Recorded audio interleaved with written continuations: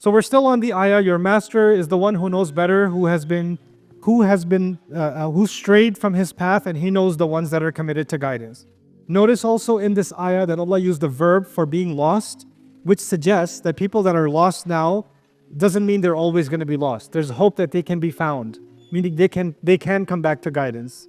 But Allah has demonstrated His confidence in those who have committed themselves to guidance, that so long as they're committed, Allah will keep them on the path of guidance. May Allah include all of us among them. There's also a really interesting difference between man and al. Man means Allah knows better whoever is lost. Whoever sounds like they're ambiguous, mubham, ibham, like they're nobodies.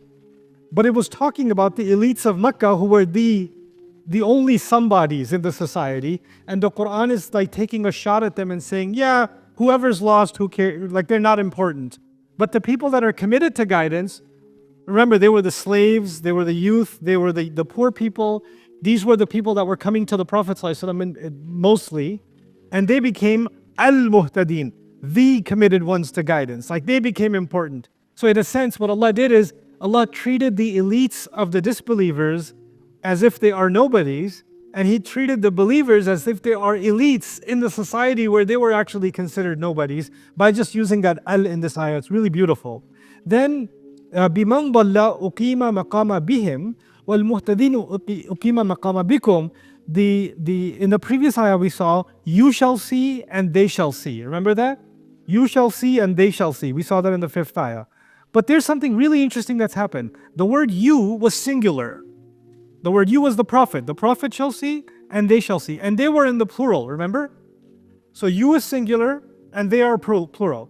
How has Allah flipped that? Allah said, Allah knows better whoever is lost. Is that singular or plural? Whoever's lost. That's singular. So He took them who are in the plural and made them weak by making them singular. Like each one of you is lost on their own lost journey. And then He took the Prophet ﷺ, who was singular in that ayah, and He furthered him with those that are committed to guidance. Meaning the Prophet ﷺ is going to have a strong following. So in this ayah, Allah empowered the believers with al-muhtadeen and disempowered the disbelievers by using man dalla. It's pretty cool that He did that in these subtle kind of linguistic intricacies. But the takeaway from the ayah is the most important. I actually consider this to be the center of the first large section of the surah. And the takeaway here is, for disbelievers, they will know eventually. They won't even know when they're lost. Allah will know how lost they are. And actually, the believers are being taught, judging people is none of our business. It's Allah's business. I don't know who's lost and who's not lost. Khalid ibn Walid is on the kafir camp right now. And Allah knows that he will be from the muhtadeen. Abu Sufyan is on the kafir camp, the disbelieving camp. Allah knows he's going to be from the muhtadeen. The majority of people in Makkah are disbelievers right now, and by the time Makkah is conquered, the majority of them will be believers. They'll be al-muhtadeen. It is only for Allah to know. So even if someone's on the opposing end today, that is not a label that they will carry forever. This is another important disclaimer for especially the younger generation that has been raised on social media therapy, where you label people with certain designations: narcissist, toxic, this, that, the other. You have these labels for people, and these are permanent labels. Your mother's a narcissistic, toxic, something, right? And that she's going to carry that label for life. Or somebody else is, a manipulative, this, that, or the other, and they're going to carry that label for life. Well, even the idea of being misguided, Allah did not make that a label for life. So how are we giving labels for life to people as if they're beyond redemption? You understand? So it's a lot of this kind of, pop therapy is very anti-Quranic, is very judgmental. And ironically, it's people that say, I hate people who are judgmental. That's how they start their video. And especially hate narcissists, these narcissists. Like, okay. The irony of it all. So it's inna rabbaka huwa a'lamu biman dalla an sabilihi wa huwa a'lamu bil muhtadin. And in that way, even the Prophet is being told, doesn't matter if some people are calling you insane, You shouldn't be disheartened. You don't know who your words penetrated. You don't know who actually started taking in those words, and you don't know when that's going to blossom. So just keep going, right? So in that way, the Rasul Sallallahu Alaihi Wasallam is also being given a kind of consolation. إِنَّهُمْ رَمَوْكَ بِالْجُنُونِ. They accused you of insanity. وَوَصَفُوا أَنفُسَهُمْ بِالْعَقْلِ. And by doing so, they attributed intelligence to themselves. وَلَكِنَّهُمْ مَوْصُوفُونَ بِالضَّلَالِ. But now they're being described with being lost, as if lost in the desert, which is a kind of insanity. وَأَنْتَ مَوْصُوفٌ بِالْهِدَايَةِ. And you're being characterized by being on a path towards the destination. So people walking on the path, people driving on the highway, on the road, sanity. Somebody driving around in circles in the field on the side, insanity, right? So it's flipping the image. فَلَا تُطِعِ الْمُكَذِّبِينَ. Now we're entering into this final territory for today, and that is from ayah number 8 to ayah number 14 today. We're going to be looking at the character of the hypocrite among the disbelievers. Remember I told you the Abu Jahl profile, the Abu Lahab profile, and the Walid profile? This is the Walid profile in the Quran. The Prophet is being prepared, sallallahu alaihi wasallam, that there's going to be some very slick enemies of Islam and your enemies and enemies of God that will come to you, and they will look like they're your friends. They'll come to you not as enemies, they'll come to you as friends. They'll come to you selling themselves as they have your best interest at heart.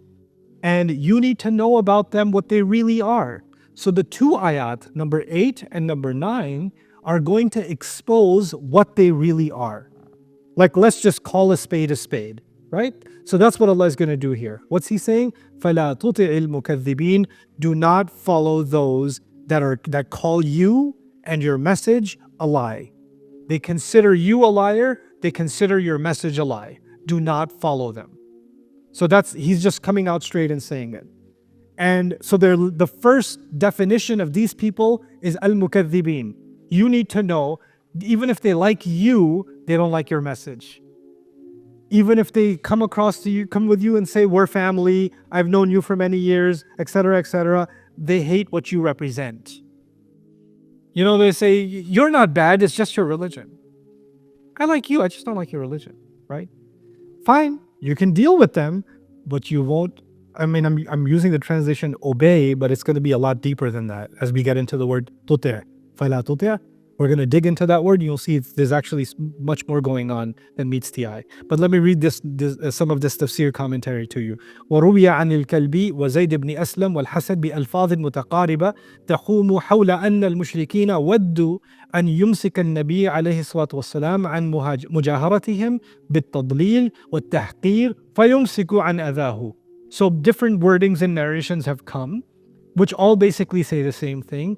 The mushrikeen came to the Prophet ﷺ and said, listen, stop calling us misguided. Stop telling us we're doing shirk. Stop belittling our culture and our way, and we'll stop giving you a hard time.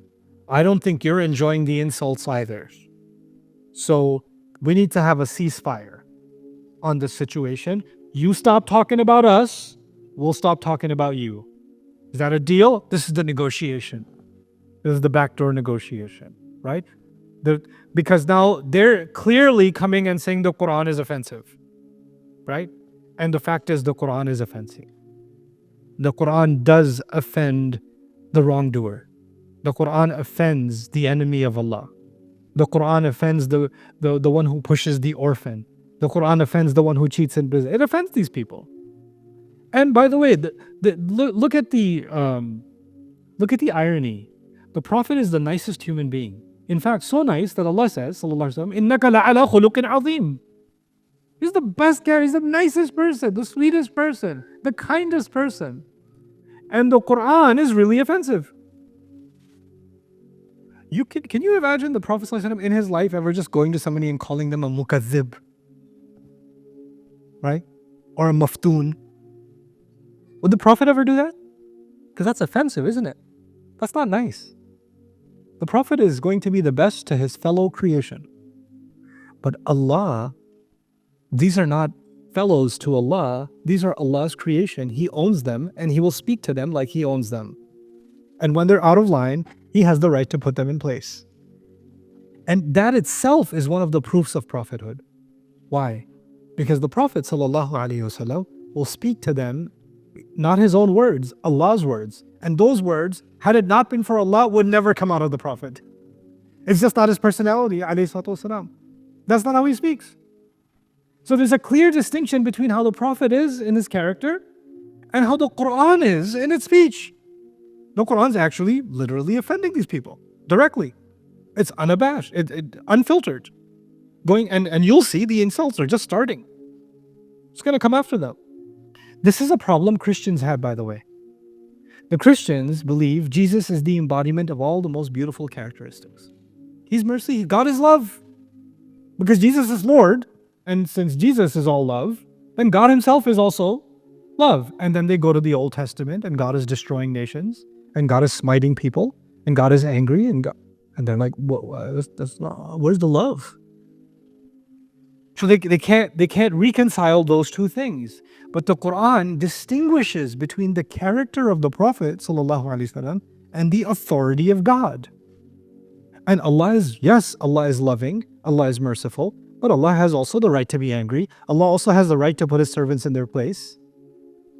And we say, why can't Allah just always be loving? Really? Talk to any parent. If you're only loving to your child, aren't you destroying your child? If a teacher is only kind in the classroom, if a coach is only kind to his athletes that are under his training, oh, you didn't make the cut, you didn't break your previous record, it's okay, we're all winners. Right? Are you gonna, like, your coach will encourage you, will congratulate you, but he's also going to give you a hard time when you show up late. He's going to beat discipline into you too, and you're going to love him for it. We have a comprehensive relationship with Allah, and we don't have a myopic one, where we only need to have a feel-good relationship with Allah, right? That's not what the Quran is offering. The Quran is not offering you this feel-good relationship. This is not a consumer religion where you're going to get something that makes you feel good. No, you're going to get what's best for you. And he knows what's best for you better than you know that yourself, better than I know that myself. So there'll be tough love too in the Quran. There'll be anger too in the Quran. There'll be love also in the Quran. There'll be forgiveness also in the Quran. There'll be warnings and threats also in the Quran. Same Quran. So, فَلَا تُطِعِ الْمُكَذِّبِينَ وَرَدَ فِي كُتُبِ السِّيرَةِ. And what occurs in some of the books of Seerah, أن المشركين تقدموا للنبي عليه الصلاة والسلام بمثل هذا العرض. So some of the mushrikeen came to the Prophet ﷺ with similar offers.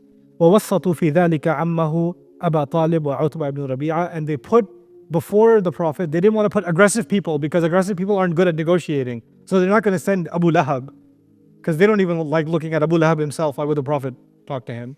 So they send Abu Talib. They'll send his uncle that he loves to get to negotiate on their behalf, right? They'll send Utbah because he's a good negotiator. He's political, So this is, and Allah is from the very beginning just letting him know, doesn't matter if there's somebody soft in front of you or tough in front of you, the thing that makes them unqualified for being followed is the fact that they are mukaththibin.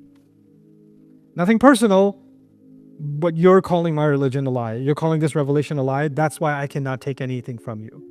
And your entire offer is for me to compromise this religion. I can't. Understand this difference. The difference between niceness and firm stance. Islam is a firm stance. But the Prophet is the nicest person. You can be the nicest and be firm at the same time. Just because you have a firm stance doesn't mean you have to be mean. Doesn't mean you have to be rigid and tough with people. But your stance can be rigid and tough. I'm convicted of my idea. I have conviction in my ideas. But just because I have hard conviction doesn't make me a hard person to deal with. You get it? So what's happened now is two extremes. Islam is the haqq. So we will speak the haqq this way. Because the haqq should sound like this. Right? So that's because now because the truth is uncompromising and tough, I need to act and sound tough. Right? That's not the way of the Prophet. And on the other side, Allah loves all of us and we should love everyone. And Omar and Hannah, I watch a lot of horror. But since we love everyone, we love everything, and I mean it's all good, right? So we shouldn't judge anybody. We shouldn't be mean to any. Allah loves everything and everyone. No. Wait. Allah doesn't like some things. Allah also detests some things. Allah is also angry at some things. And we cannot just, in the name of being nice, start bending our religion. That's not possible also.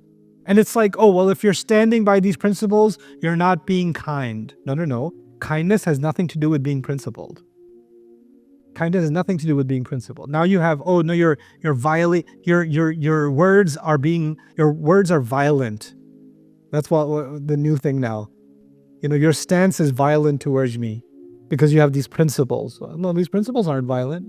If you feel violated, then that's your feeling. You need to talk to your God, which is your feelings, and work that out. My stance is my stance. It is what it is. You know? So this is the offer that was made to them. فَقَدْ سَاءَهُمْ مِنْهُ تَحْقِيرُهُم بِصِفَاتِ الذَّمِّ وَتَحْقِيرِ أَصْنَامِهِمْ وَآبَائِهِمْ مِنْ جَانِبِ الْكُفْرِ. So they hated the fact that their religious inconsistencies and their corruption was being called out so explicitly. فَإِنْ أَمْسَكَ عَنْ ذَلِكَ أَمْسَكُوا عَنْ أَذَاهُ. If he could stop doing that, they'll stop. By the way, does he have a choice to stop? Are these the Prophet's words? No. You know, لَيْسَ مِنْ تِلْقَاءِ نَفْسِهِ. They're not, these words are not coming from him. They're coming from Allah. He's a messenger. He doesn't have a choice. He's not saying, okay, fine, the next surah, I'll tone it down a little bit. Like, it's not up to him. And they literally came and said, hey, can you tone it? The next surah, could you just change it a little bit? You know, ائْتِ بِقُرْآنٍ غَيْرِ هَذَا أَوْ بَدِّلْهُ. Send the Quran. Could you bring another Quran? Like, I mean, this is good, but could you just, if you just kind of, I feel like if you just a little bit, considered some of our feelings in the next surah, that would be better. One time I gave khutbah, most of the time I give nice feeling khutbahs. One time I gave khutbah about Judgment Day. Somebody came to me, I feel like you were talking about Judgment Day and it made me feel like so negative about Islam, like, because, Allah loves us too, And I was like, does he? Yeah, oh, okay. Well, let me write that down. I didn't know. You only want to hear what suits your feelings. And you don't want to hear anything else. Right? Let's not even talk about the parts of the Quran that doesn't align with our feelings. Right? The Quran made a lot of people uncomfortable. The Quran's perfectly comfortable with making people uncomfortable. It's not politically correct. It's absolutely not politically correct. وَكَانَ الْحَالُ صُلْحًا بَيْنَهُمْ وَيُتْرَكُ كُلُّ فَرِيقٍ وَمَا عَبَدَهُ. Or one of the ways they can make some kind of negotiation is, how about, okay, fine. You can keep your religion, just leave some parts out and we'll leave some of our parts out and we can work something out with each other. Let's just work on common ground, right? And this was the offer, and Allah calls that mukaddibin. I want you to know something about the word tuti'. I won't spend too much time because we're getting late. But ata'a nabt is when a plant grows and the fruit is easily accessible. You can pick the fruit easily, right? That's ata'a nabt. Ata'a tamr is when you can yumkin an yujtaba. You can the dates can easily be plucked from the tree. Ta'alahu, they use it for a person when a person's really accessible to somebody. Like when they open their doors wide for you, they're very hospitable to you. Ittasa'a lahu, that's taw'un lil-insan. Farasun taw'ul inan, a horse that molds the way you mold. I don't know if you guys have ever done, they have this thing called horse therapy. But you don't go horse riding, you go walking with a horse. And you're walking, even if you've never even ridden a horse or anything. If you have a horse that's well trained, you're walking with the horse and you slightly turn, and a horse is much bigger than you, but the horse seamlessly turns with you. And you turn that when it's seamlessly, it's in tune with your movements.